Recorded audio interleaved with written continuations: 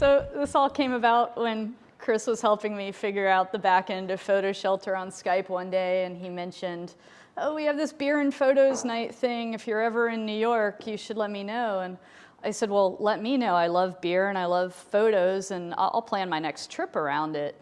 And he said, well, when's your next trip to New York? And I said, oh, I'm coming up, sort of early April. And he said, are you free to speak? And it just kind of rolled from there. So I'm happy to be here and drinking some killer homebrew. And thank you guys for coming. I really appreciate it.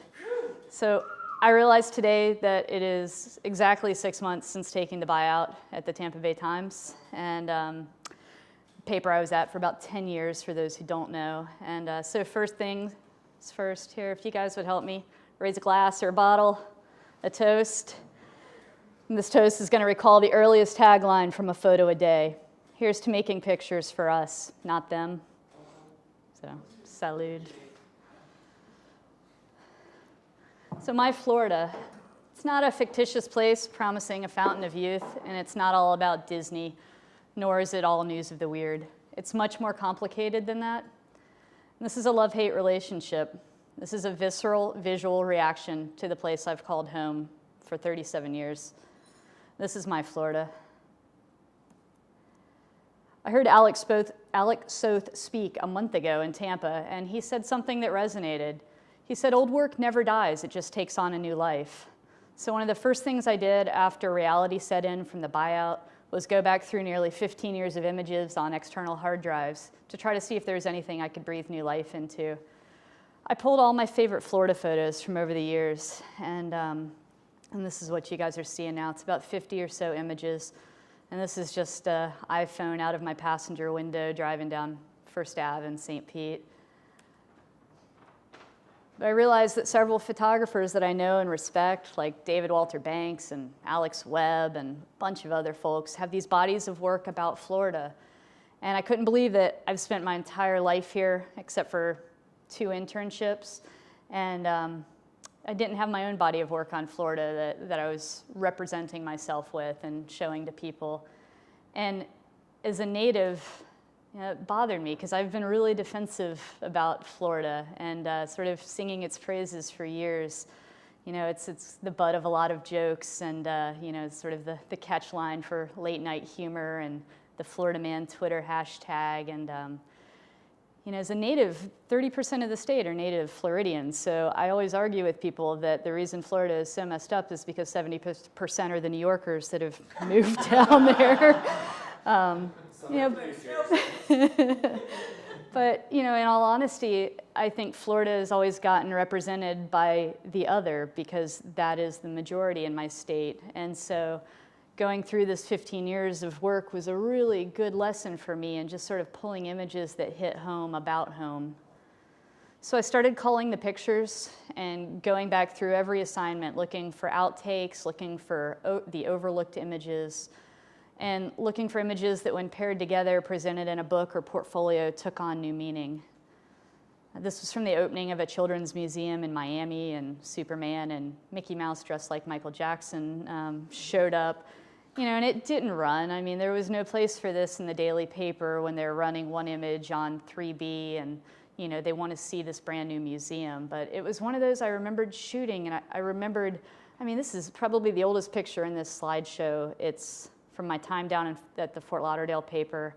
And this is probably circa like 2003 or so. And I just remember being really excited by making this image when I shot it, even though I knew it had no place in the paper. And luckily my memory's still pretty good despite college. And, and I kind of remembered going through this take like, oh yeah, there was that whole weird series when these like superheroes and Mickey Mouse walked through and everybody wanted a picture. And so I started gravitating toward the images like this that meant something to me and reminded me of how I felt when I took them. And looking for images that weren't right for the assignment, which were most of the pictures I was shooting back then. I was putting my gear away in the trunk of my car, and I got tapped on the shoulder by this kid in the Scream mask, and I turned around and looked down, and she's like, boo, and immediately followed by take my picture, and her friend rolled up behind her and got off the bike and said, take my picture too. And was like, just a second, and grabbed my camera back, and, just a single frame, and it was, I never try to shy away when people ask me to take their picture, but, there's images like this behind them. This is a super boring community news assignment. It was an old Kmart that was being turned into a flea market, and I was there to shoot portraits of some of the vendors and the owner, and that's what the paper had asked of me.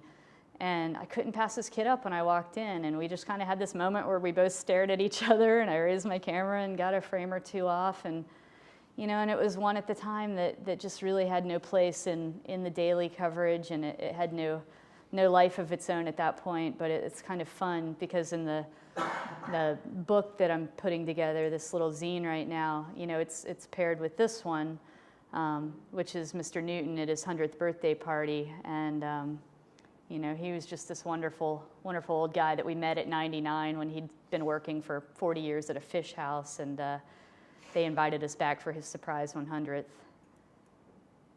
This was another take my picture request. This kid told me he could blow the biggest bubble I'd ever seen. I told him to prove it. Did you colorize that? It's funny. These are all color, and it's a little freaky to see some of. I've been looking at a lot of them in black and white for. Black and white. I call I'll reprint it if you really want this. Yeah. So, as a newspaper photographer, I found the best way to get my vision in the paper was to create a space for it, because they weren't always sure what to do with me on the staff of a newspaper. So I had several iterations of photo columns over the years, and this was one that I did a couple years into my tenure at the Times, and it was called Declassified. It was from this great This American Life that I heard, where they did the entire hour-long episode on the classified ads. And the one I remember from the radio show was wedding dress for sale, never worn. And there's a story there. I mean, it gives me chills just thinking about it. And so I'd pitched this actually during my interview at the Times, and they said, well, what would you bring to the table if you were here? And I said, well, I'd love to start a photo column, or kind of get my vision into the paper. Well, what would you want to do? Give me something concrete. And I had just heard that episode, and I'd been thinking about it, and I threw this out there, and I said I'd love to comb the classified ads of our paper, and pretending like I was already working there and talking to the editors, and and I'd love to tell the stories behind some of these ads, because there are stories there. They gave me the green light pretty early on, and this was the first one that published, and I still remember the ad. It was 2 chickens, found, tame, call to identify. And this never ran, but it was just so very Florida to me. There's this tanned woman kind of creeping in the shadows in the background, and this nutty woman in the foreground who raises butterflies that she lets go at Republican fundraisers. You can see the little GOP purse and the Katherine Harris bumper sticker. She's affixed to their cage, and it was just surreal. And the paper wanted a picture of Katherine Harris, and I shot this because it made me excited about seeing, and the light was beautiful, and the moment was quirky, and it spoke to me. And going back and looking at it 10 years later, it's Florida.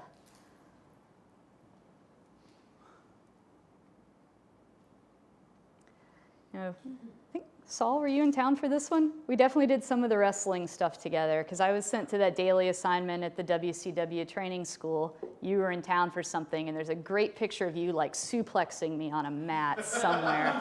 Who took that picture? Did we get one of the wrestlers, I think. But it was for WWF hopefuls. This was like the amateur leagues for those guys, and they told me at the end of that daily assignment that they were having the Battle Royale at the state fair this year, and I went back and told the paper, and they weren't interested in it, so I sent myself.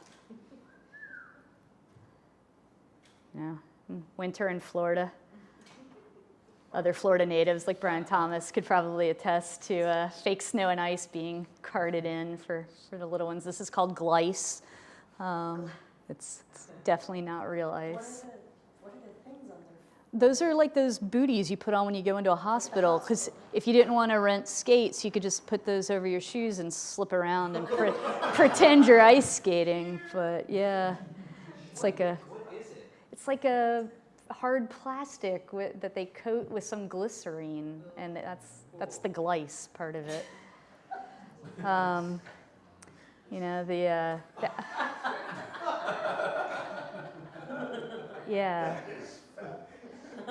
So the outdoor store near my house has this ski school, and I've gone there 100 times. I took my scuba diving lessons there. I buy all my little outdoor shorts and pants for adventures there, and we were trying to find some way to localize the Winter Olympics, and you know, at a meeting, one of the writers and I just kind of started going back and forth about funny Florida winter sport things, and I said, well, why don't we go shoot the ski school over at Bill Jackson's? And we called, and they said, oh yeah, we got a couple of lessons this afternoon. So it's this carpet that rolls on a conveyor belt. Oh my God.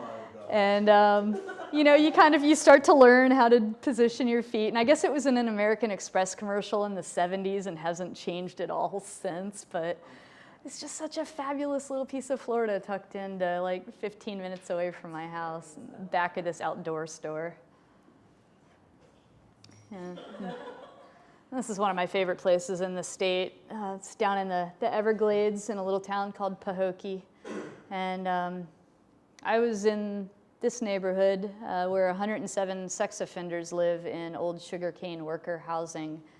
And I realized there were a lot more units than, you know, would hold 107 people. So I said, well, who else lives here? And they said, oh, all the old guys that used to cut the cane. And so I wandered around and spent some time with them one night. And, you know, most of them are from the DR, Haiti, or Trinidad, and have kept all the customs, you know, the dominoes games in the evening with friends, and the pet goat eating the banana tree is, you know, is very Caribbean to me, the little chicken. But, you know, just tucked down in a little pocket of the Everglades is just so much fun for me to explore. This is about a mile from that place, and right over that hill is Lake Okeechobee, which is the largest lake in the state, and I think the third largest in the U.S., but this side of it hasn't been polluted and is just lush with palm trees and flush with horses. A few years ago, I heard a story on NPR that said that in the state of Florida right now, there were more school bus stops at motels than in residential neighborhoods. And I was on this little stretch of a nasty, busy little corridor with just gas stations and car washes and motels, and there was a motel coming up on my right, and my car just sort of navigated itself into that almost immediately after hearing this story. And I parked and I went out and I asked for the manager of the motel, and I asked if this was true. I said, I just heard this thing on the radio. I'm a journalist with the paper, and is this true? Like, do you guys have more school bus stops here than like most neighborhoods? And she said, oh, we have 70 kids here and a dozen different buses that stop here every day. And I just looked at her and I said, can I hang out for a while? And she's like, yeah, absolutely, help yourself. Introduced me to a handful of families, and I ended up working on this for about 2 years or so.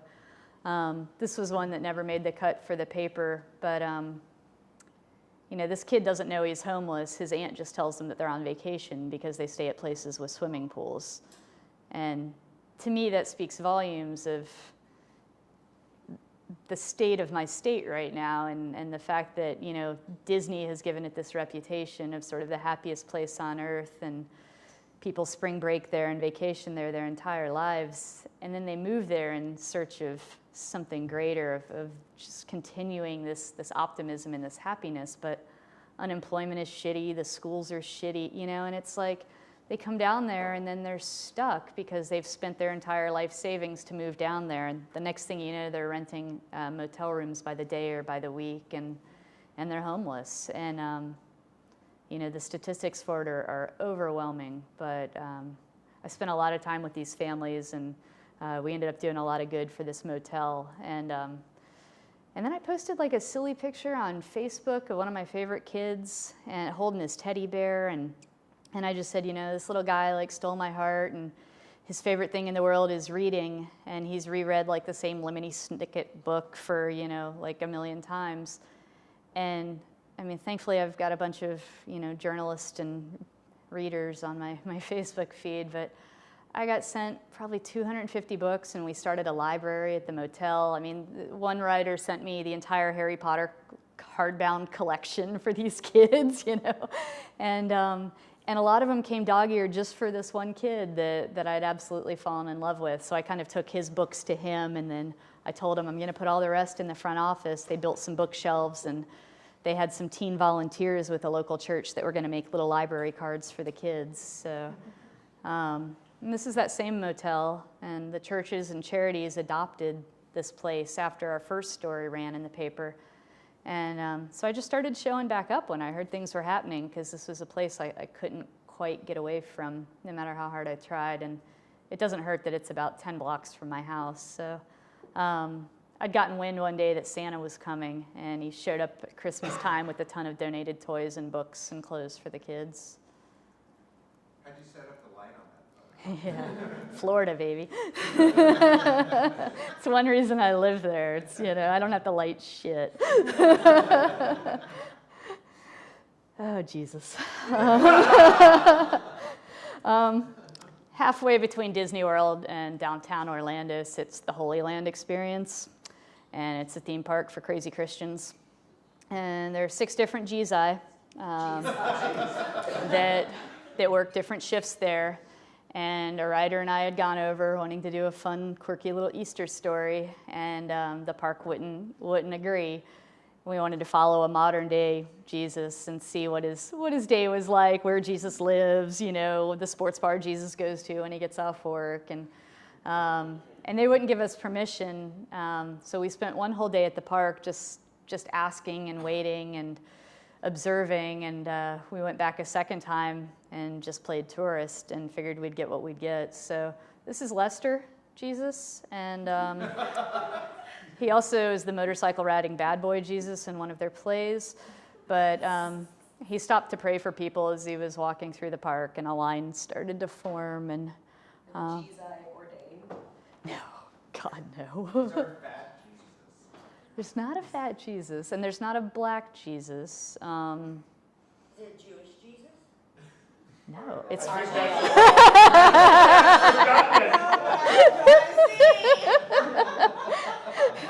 not in Central Florida, not real.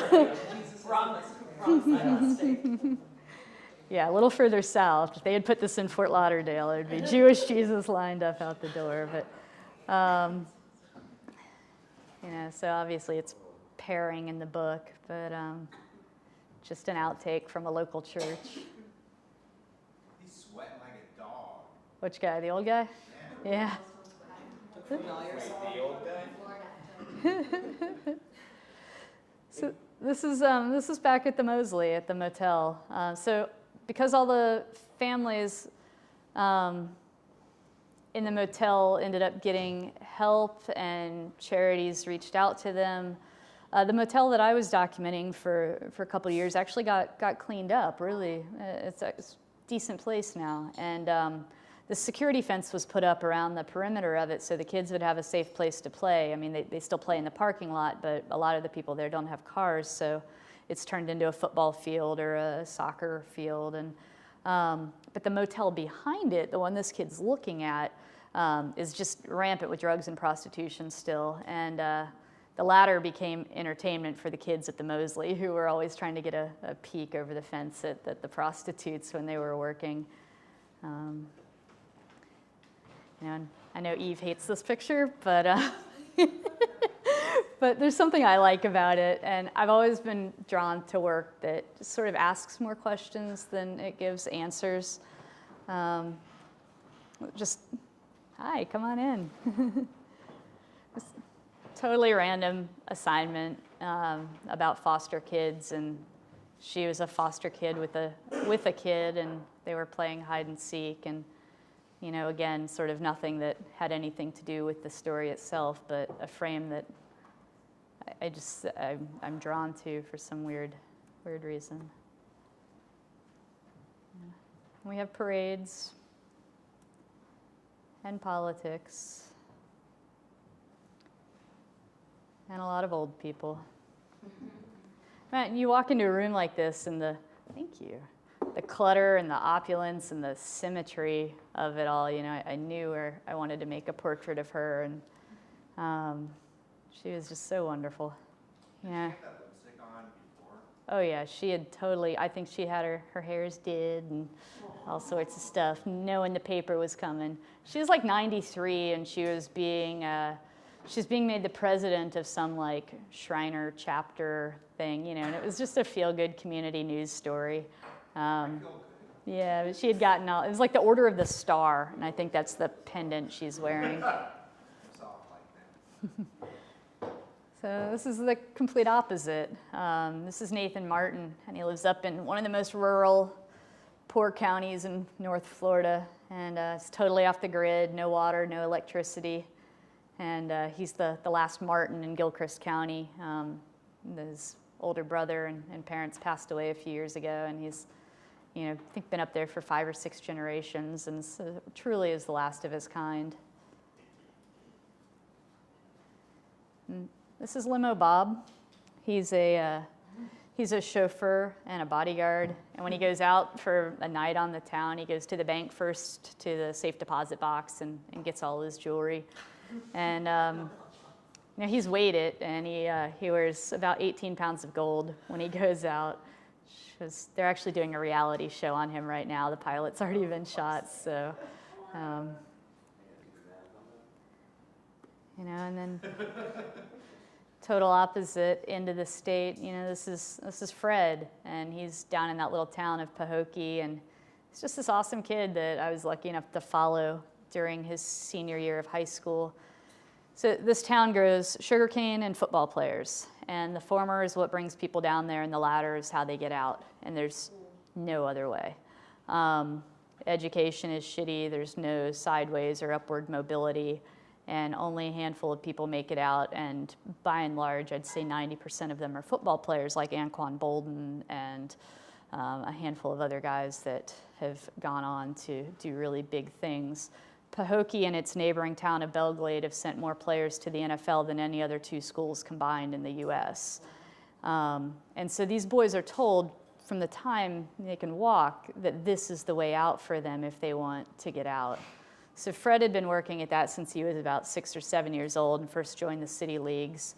And you know, happy to report he's doing pretty well in college right now. He's at a D2 school in Iowa and hoping to transfer to the University of Iowa or Iowa State soon. So, yeah. So that's $350,000 worth of gold. Who on Limo Bob? That's $350,000 worth of gold. Wow. If he just sold it as weight. Nice.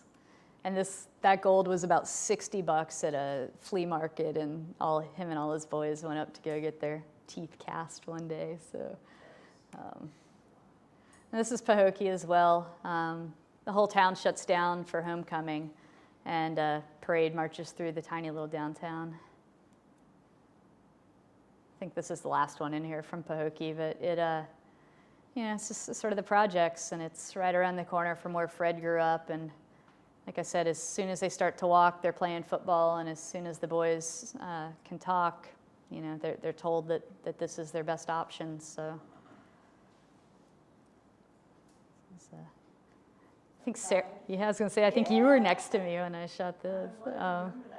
Might have been before the foam bubble party. So this is the Pride Parade, and St. Pete has the largest Pride Parade in the South. And yeah, I mean, just good, quirky fun, you know. Nice. So this is the second time arounders. They're retirees who are still music geeks. Their average age is 75. Their dance team's rendition of Thriller is pretty amazing. And they were invited out to the Rose Bowl to perform that year, so this was their practice. She's Florida, yeah. Yeah. Got to spend some time with the oystermen in Apalachicola, which is up in the Panhandle, and this is just a dying industry that people are born into and can't seem to find a way out of. some of the hardest working people I've ever seen, and there's no way out. You know, it's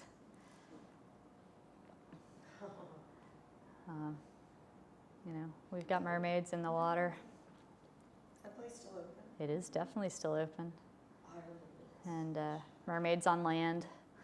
This is a wet T-shirt contest and hot body contest, and I can still hear that guy in the hill figure boxers there. Just every comment he made at every passing woman who was so out of his league. What did he say? Oh, I mean, just a lot of hey babies, and you'd look good on my arms and stuff like, and you're just like, you have no chance, creep. You know? So this is the only female crabber in Madeira Beach, and this was for another photo column that a writer and I were doing. And the initial pitch was completely stolen from a National Geographic. We wanted to do zip codes, you know, and they used to have this great section. It was the back couple pages of the magazine, and they would pick a zip code and go explore it and just tell the story of that place. And the paper didn't want to lock into a geographic like that, and so they ended up calling it Dispatches from Next Door, and we would find a town and just go explore it. And so this was our Madeira Beach one, and we were initially just going to do this one guy who was a boat captain, and he was pretty boring, and we were talking to him about who else in the town we should talk to and what other stories we should tell, and he said, oh, you got to meet Hollywood Kim.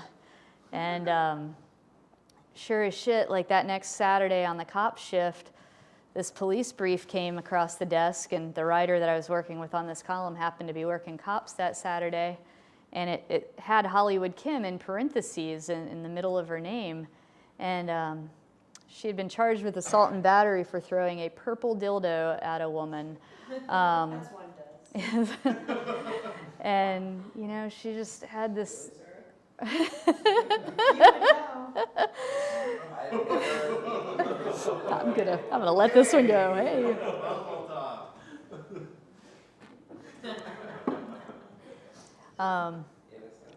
You know, but I mean, she was wonderful, and she let us in, and she just had this horrible, tragic backstory that kind of explained why she was as tough and sort of fiercely independent as she was, and invited us out on the boat one day with her. So we have some of the strictest distance laws in the U.S. as far as sex offenders go, and in Miami-Dade County, there's nowhere with affordable housing where these guys can live that's within 2,500 feet of a school, park, church, bus stop, or other place where children may congregate. So they've created this camp underneath the Julia Tuttle Causeway, which is exactly halfway between downtown Miami and Miami Beach. And there's just a little side road, and you can go down there, and there were about 80 or so people in cars and tents, and you can see a camper, and then they've built some little makeshift shacks and have just created a home for themselves down there. And some of the guys, parole officers, would actually drop them off there when they were released from jail, because even the parole officers know there's nowhere else for them to go. And one of the guys showed me his driver's license one day, and sure as shit, it said Julia Tuttle Causeway as his address, which just blew my mind. And at that point, like, we knew we had a story, you know, and it was, we hung out with these guys for a while, and it wasn't nearly as black and white as it seemed going in there. I mean, there's so much gray area in that law, and you know, most of these guys, it was a Romeo and Juliet thing. He was 18, she was 16, he was black, she was white, dad pressed charges. And, you know, unfortunately for those guys on the sex offender registry, I'm not making amends for all of them, certainly, because there are a lot of creeps. But for those guys, like, it's a scarlet letter that's never gonna come off their record, and that they're gonna wear the rest of their life. And you know, they have to register everywhere they go, they get labeled, and they can't live anywhere but places like this. But no politician wants to side on the, you know, like, stand on the side of sex offenders, so that law is probably never going to change. Is there a large percent, like, is there a statistic that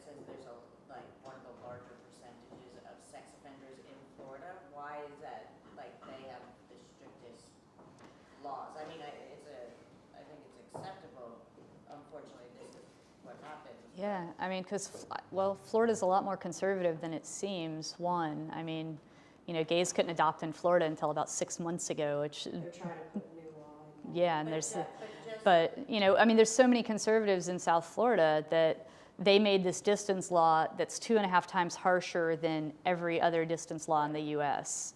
And I don't know, I haven't looked at what the percentage is. I mean, it's, Yeah, no, I'm just curious as to why Florida. but we just have these pockets of them. I mean, there was this one, and then there's the one where the sugarcane guys are, and there's 107 of those guys last time I was out there, just in the 3 miles from Pahokee, which is a town of 4,000 people in the middle of the Everglades, is this old squatters camp, you know, that like migrants used to be housed in. And it's the only place they can live if they want to be in Palm Beach County. You know, so part of the problem is they're getting released and they want to go home because that's the only place they know people. Right, but they can't. But they can't, because they can't go and live with mom because mom lives next to a church, or, you know, Or there's a school down the street. 2,000 feet from it. Yeah.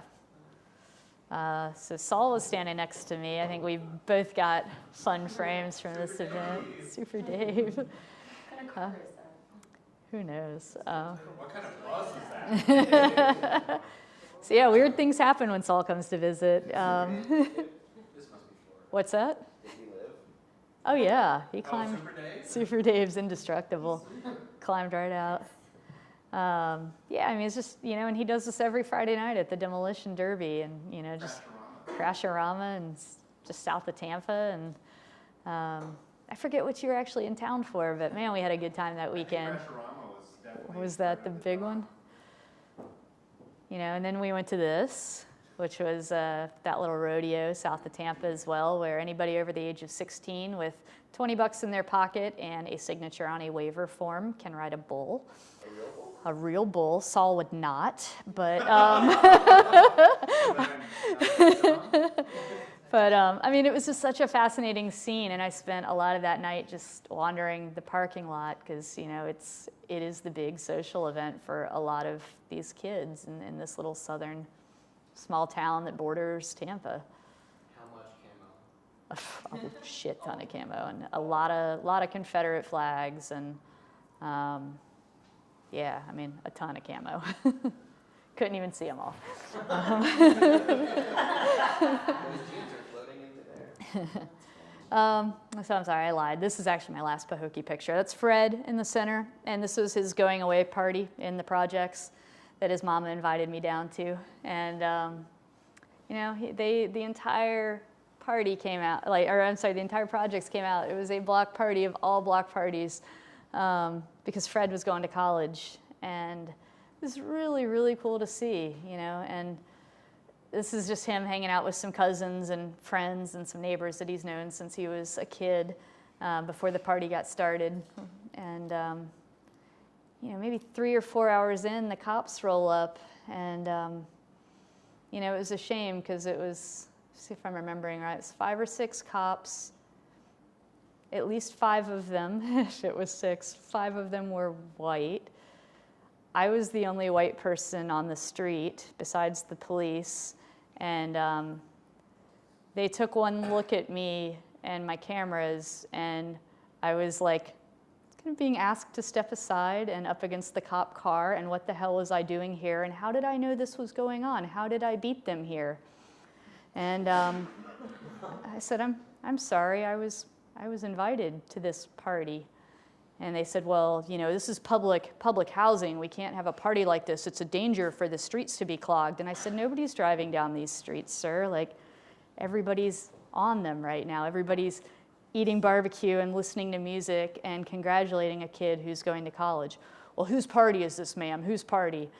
And I said, I have no idea what you're talking about, sir. And I turned and disappeared into the crowd.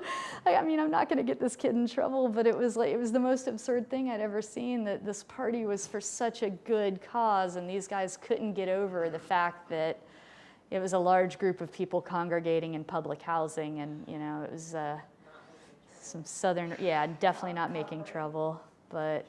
It's interesting because you and I have talked a lot about artificial light, and you were always kind of like, yeah, I'm not a super big fan, but some of your work that you do with Flash, like some of the stuff I've seen here, like I love it. Thanks. It's great. And I've noticed that when you do use artificial light, it's like very blatantly, Thanks. like direct flash. You know, it's not trying to masquerade as anything else. And Thanks. Well, this is probably the darkest town I've ever been in. lights. Yeah, I mean, it's literally 45 minutes from the nearest shopping center. There's one stoplight. You know, there's not a lot of light pollution. Like, I see more stars than probably anywhere else in the state, you know, when I'm down there. And yeah, when it gets dark in the Everglades, it gets really dark. So, you know, I didn't have much of a choice that night, but yeah, I don't know. I try not to use it if I can help it, but got to punch some in there every once in a while. This is another one of those every once in a while, I guess. Again, super dark. This is a parking lot in the suburbs outside of Fort Lauderdale. And these kids would get dropped off at the movie theater on a Friday or Saturday night. Their parents would give them $20 to go, you know, see a movie and get some popcorn and drinks. And instead, they would pocket the money, wait for their parents to leave, and then go buy ecstasy with that $20 and hang out in the parking lot with their friends for a few hours until mom or dad was coming to pick them up again. And this is a 14-year-old who was rolling on X and just so out of it. And yeah, this night ended with me screaming at one of her friends to make sure she got home okay, because it was clear that an older friend was in charge but not doing a very good job of that. So, Did the police come to this one? police did not come to this one, no. White kids in the suburbs don't get the police calls. At the mall. On ecstasy. So, That's awesome. so yeah, this is my girlfriend Anna, and she's a New Yorker who very much thinks of herself as a tourist in Florida. So she tried to reenact the Battle of Brooksville raid when we were driving through a small town one day and had to stop at this mural to make pictures. Hey. I went down to cover the Great Python Challenge, which I don't know if there's anything that sounds more Florida, but a total weird sport. You would have loved this. Any Yahoo with $25 that wanted to take a 2-hour class from Fish and Wildlife would get a permit to go hunt python in the Everglades. While riding a bull. Not well right. That would have been amazing. And I'm pretty sure those pythons would have eaten those bulls because they have found like 90-pound deer in their stomachs, and they're all invasive. People have gotten them as pets, and then they've gotten much, much bigger than they assumed a python was going to get, and released it. This one was about 14 feet long. The guys that I was with, the local yahoos, never found a python, as one of them so eloquently put it. It's like looking for a stick in a pile of sticks. And you know, but every night I would go to the weigh-in and check station where if you did bag one, you could take it, and Fish and Wildlife was tagging them and taking them back to basically to dissect and to figure out if they could learn where they've come from and what they've eaten. And you know, they got about one python a day, and they had 1,000 people out there combing the Everglades for a week. So this was one of the guys I was with, and you know, didn't find a python the 4 days I was with them, but he did find an injured bird that he rescued and took to a bird rehab. This guy. So he's 79, and he got into a really minor fender bender, and he lost his driver's license.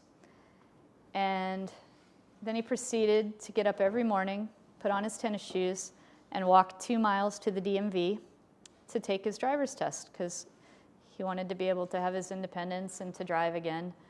And at the point that this photo was taken, he'd failed that driver's test 67 consecutive times.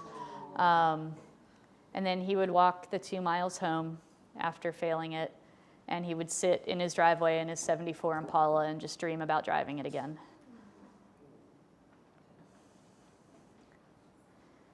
You know, like I was talking about earlier, everyone thinks, you know, Florida is this happiest place on earth. And This is the Hartzell family. George Packer actually wrote about them in The Unwinding. And, they're still living in their car in a Walmart parking lot in South Tampa. They can't afford the high rents, and both the parents are working minimum wage, part-time jobs, and just cannot string money together to get a place. And so this is their existence. When the Social Security check comes for one of their kids who's got a disability, the first of every month they get a hotel room until that money runs out. And the mom's good, like she'll go on Groupon and try to find deals. And they usually get a hotel room for about 4 or 5 days, and then the money is gone. And so the entire rest of the month is spent driving from Walmart to Walmart, trying not to be seen at night by the cops, and just sleeping in their car. How much does a Social Security check net them? I mean, she's a 16-year-old girl with some learning and other disabilities. I want to say it was about $550, but after they buy food and a few supplies, they're putting down about $300 or so for a motel until that runs out. It's tough. I mean, it's a tough existence, How are Florida laws with regard to public assistance and stuff like that? We're seeing right now with Kansas, they're trying to, say that poor people can go to pools and to movies with their assistance money. Is Florida kind of a similar? Yeah, we have Rick Scott as a governor. He wants to drug test, all the welfare recipients, but one of the senators gets busted for coke and is in rehab, and he's going to go back to his job in office, most likely be reelected by his district. And, those guys aren't drug tested, but, the mom who's making, $8.25 an hour, if she's lucky, is having to pee in a cup every month just to get her checks. So, yeah, it's pretty horrible right now as far as public assistance goes. And, and they're so mistrustful of the system at this point because they've been screwed by it so many times that, there's one, in my county, there's one shelter for homeless families. So, and in Tampa, there's 2. They've been to both of them and been screwed by them in their minds several times, so they don't go back. For them, it's a matter of pride, and they'll sleep in their car before they go back there. Yeah, so he's a postal worker during the week and Native American reenactor on the weekend. Cowboys around campfires. This one in color freaks me out a little bit too, because this story was published in black and white, and that's how I've always seen it. But this is from a story I did called The Girl in the Window.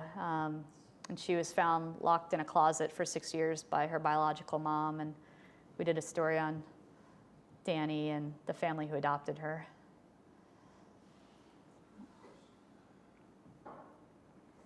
And lastly, this has sort of been the most topical thing in Florida news lately, and it's just the prescription pill mills. And, it's been this hub of activity where you can come down and get a prescription pretty darn easily. And people have been coming from thousands of miles away just to load up on Oxys and Roxys and take them home. And, it's just kind of wreaking havoc on the kids in our county big time. And, she was 24 years old and OD'd and left behind a 6-year-old daughter and 24. And, so for me, it's not necessarily the happiest place on earth, but it's also not the most depressing. There's light and there's comedy and there's quirkiness and there's all these wonderful things about my state that I love and adore and will preach to you about, but, there's this reality too that's sort of this middle ground that I've really tried to set out as a photojournalist and show in my work. So, yeah, that's all.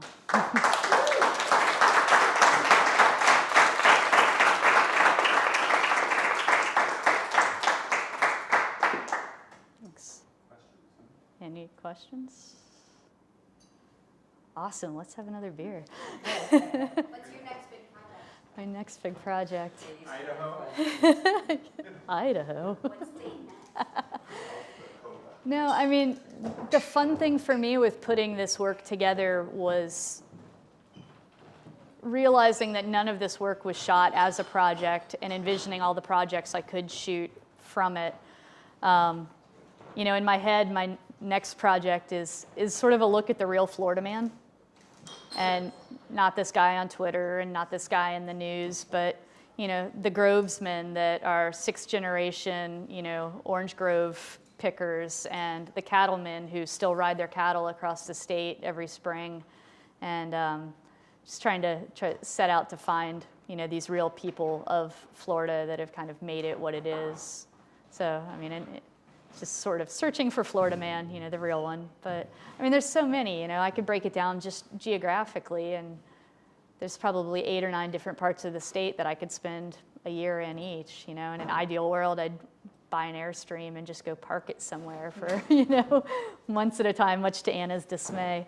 Can't you do that in the Mini Cooper? Yeah. Yeah, I don't know though. I mean, there's so many, you know, especially here, you know, it's kind of an endless stream of stories, so. How's freelance life treat you? Not bad, not bad. It's been an adjustment, you know, it's, Wait till you pay your taxes next year. no, don't want to, what's that? Paying your quarterlies? I don't know what that is. Get ready, girl. Yeah, I mean, I let it go till the end of the year. I don't know. I mean, I think I'm setting myself up right. You know, the first 2 phone calls I made when I left the paper were to a financial planner and to my CPA. So, you know, it was probably the 2 smartest calls that I've made, and just realizing, you know, I want people that are smarter than me figuring out how my money should be working for me right now. But, you know, I mean, it's just the really nice thing is realizing that 15 plus years of talking about community and, you know, sort of professing this love for photography and bringing people together is paying off, you know, in some awesome ways. And,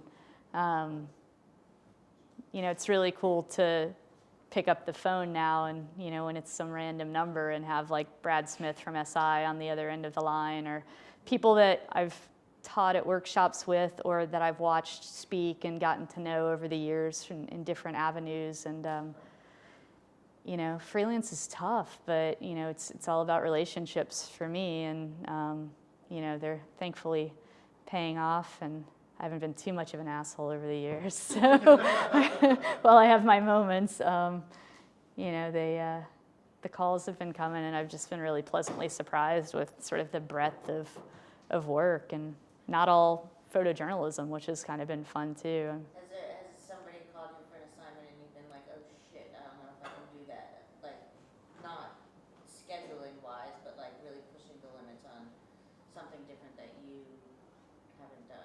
I mean, the one I think the one I've turned down so far, and Eve, correct me if I'm wrong on this, because Eve hears me bitch probably more than anybody else, was a paper in New Jersey that wanted me to stake somebody out, you know, and it's just not what I do, Yeah, you know. but like someone like wanting, like, I mean, but I guess you pretty much shot everything, you know, like you've definitely done sports and, you know, obviously documentary, social, and photojournalism. But has there been like something that someone's thrown at you that you've done that you really had to be like? Well, I mean, you know, sports is a big one, because I've never professed to be a sports photographer, but, you know, when the New York Times calls and says, we want to send you to Curacao for a few days to photograph Jeter's replacement, and I was like, Jeff, I'm not, you know, I mean, I could get the sports shot if you, I don't even know, I'd have to borrow a lens, and, you know, God. And, you know, he said, this isn't, you know, this is a culture piece. This is, you know, it's about, You for your eye. yeah, and just about the culture of sport and the people that it attracts, and, you know, not necessarily the action of sport. But yeah, I just agreed to a video assignment that I'm freaking out about just a little bit for when I get back, and we'll see. You know, they sent me this beautiful snowfall-esque page and, oh, can you do looping video? Sure, I can figure that out. Google looping video. Yeah, okay, I could probably do that. And I'm on. It's a challenge, and it's, I'm honest about my level, and I said, but I'd like to try, I mean, I can shoot video, and I know what a moment is, and I can light a scene, and if you're patient with me, I can figure all this out, but, I had a very honest conversation with that editor, and I just said, I can shoot it, but, the editing is where my skill set stops, and she's like, oh, just send us the pieces, we'll assemble. Great, that's, By the way, Derek Jeter was in the Apple store in Tampa today, and 10 people showed up. 10? 10. So whatever you say about New Yorkers flocking to Florida. That store's usually really packed. The season's already started, spring training's over. Jeter's not playing, by the way. No, I know that. I know that. If you was in Boca, that'd be a different story. But I mean, he's got a house in Tampa on Davis Islands. Yeah, I mean, it's like really houses, multiple. Yeah, we could all have a house there. Cool. Any other questions?